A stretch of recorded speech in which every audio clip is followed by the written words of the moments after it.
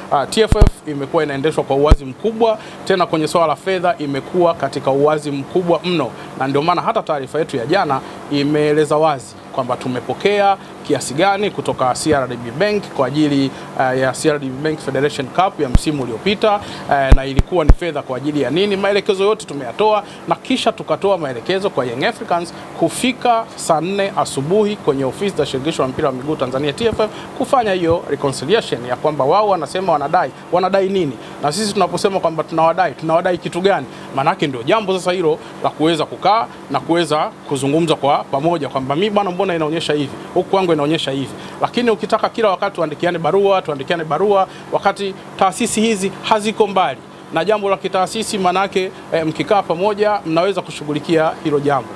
Kwa hiyo sisi TFF wakati wowote tunawakaribisha waweze kufika TFF tufanye reconciliation kama ambavyo tumetoa hayo maelekezo.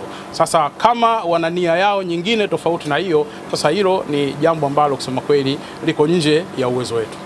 Kama kuna sasa hivi dunia iko kiganjani, sasa ni mitandao tunaonekana duniani.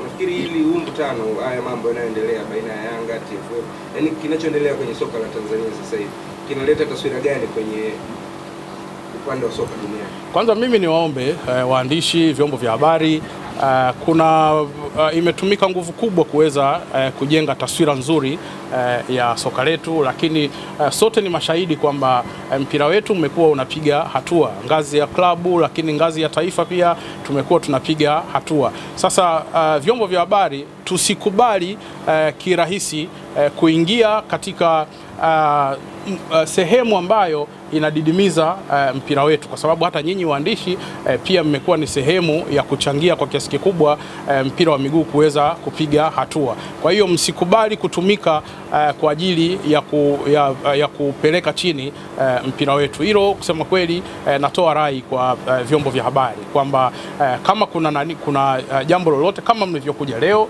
mmekuja tumewapa taarifa kwamba hili liko hivi, lakini kumekuwa na sintofahamu nyingi ambazo zinatengenezwa na vyombo vya habari, lakini ni kwa sababu tu wameegemea katika upande fulani. Kwa hiyo niwaombe kwamba TFF imekuwa wazi katika masuala yote pale ambako mmekuwa mkihitaji taarifa. Kwa hiyo sioni sababu ya kumpa platform mtu ambaye ameamua kuchafua mpira wa miguu kwa namna yeye ambavyo ameiona.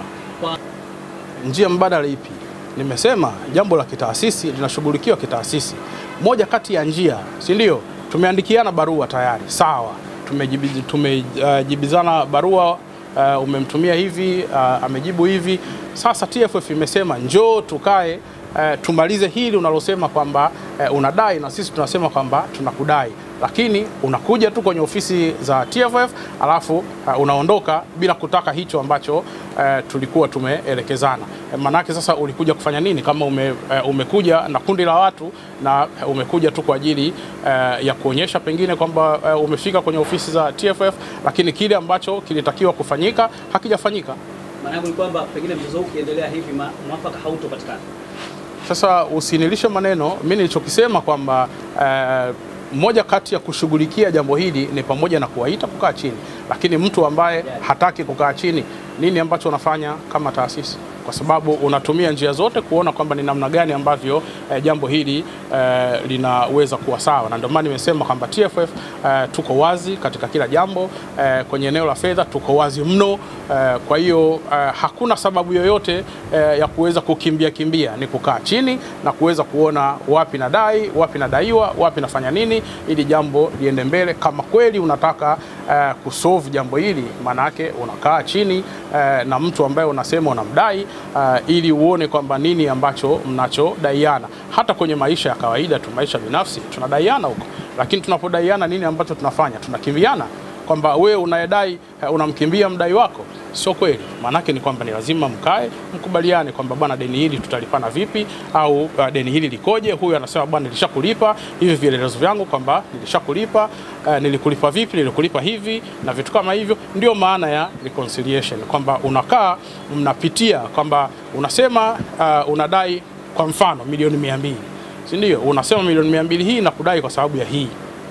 mimi nitakwambia kwamba milioni 200 hii unayodai, ulisema 1 2 3 hiki hapa, 1 2 3 hiki hapa, 1 2 3 hiki hapa. Mwisho wa siku tunasema sawa, baada ya hiki manake hiki kimekwisha, na kudai 1 2 3, na kudai 1 2 3, si ndio? Mwisho wa siku na mimi nakwambia nachokudai ndio hiki. Kwa hiyo tunakaa na wewe pia unaona kwamba kweli mimi nadaiwa. Ndimbo, kwa kumalizia, michuano ya Sekafa itaanza hapo kesho pale katika uwanja. Wewe jambo la Sekafa si nakwambia wewe. Maiki ndogo yani? Ndimbo.